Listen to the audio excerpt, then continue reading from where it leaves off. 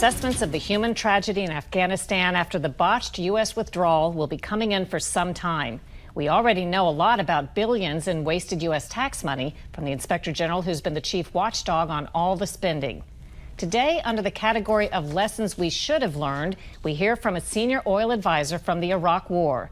He says too often successful, low-cost projects haven't been copied. Gary Vogler is author of Iraq and the Politics of Oil. U.S. taxpayers have spent billions upon billions of dollars in the last couple of decades, both in Iraq and Afghanistan, on oil-related projects and economic projects there. My criticism, you had a show here about Afghanistan, about a $50 million headquarters that a Marine general didn't want. It was huge, 64,000 approximately square feet. Nicknamed 64K because of its size, Congress intended it to be headquarters for the 2010 U.S. military surge of 30,000 troops to fight Taliban Islamic extremists. There was just one problem. The Marine commander, the general in the ground running the surge, said, "I don't want it, I don't need it, don't build it." And two other generals above him said the same thing. Don't build it. We don't need it. We already have a headquarters. It's a waste of money.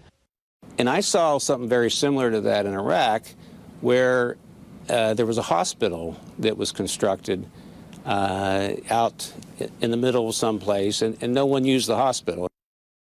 But Vogler says there are examples of relatively inexpensive projects in Iraq that should have served as a model for U.S. Afghan efforts. First, the Botched refinery. What time period was that, and what did that involve? Yeah, in early 2007, the Botched refinery was in bad shape. It supplied, when it was operational, roughly 60% of the country's gasoline and diesel. ISIS had a strong foothold in the refinery. They controlled what was going on inside the refinery, even though the refinery manager reported to the oil minister in Baghdad. He had a family. ISIS threatened his family if he didn't do what they wanted. Was ISIS around in 2007? Well, it was Al-Qaeda, but it was the early elements of ISIS. You know, they put on a different name tag went in 2014, but it was truly the early elements of ISIS. Vogler says the U.S. helped expel al-Qaeda from the project and installed capable technical experts.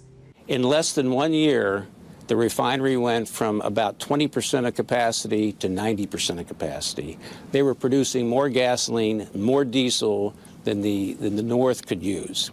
Their production was skyrocketing by the end of 2007, early 2008. They were doing things inside the refinery that they had not done in years.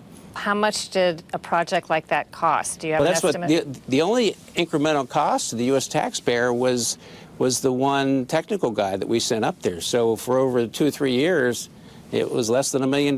But that was by far the best project, one of the best projects that we undertook. Vogler says another low-cost success story was the Iraq crude oil export expansion project to replace and expand a rusting pipeline handling most of Iraq's oil exports.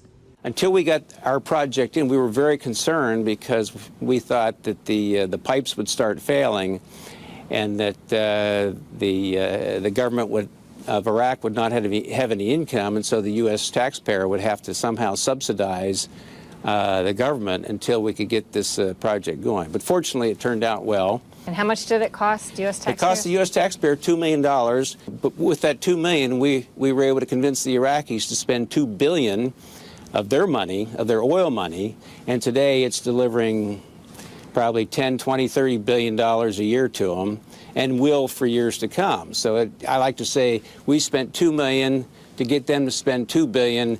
That will probably get them more than $200 billion in revenue. As for why those kinds of projects aren't the norm, Vogler says he thinks success came to be measured by how fast the U.S. government could show that it spent enormous sums of money rather than by the end result.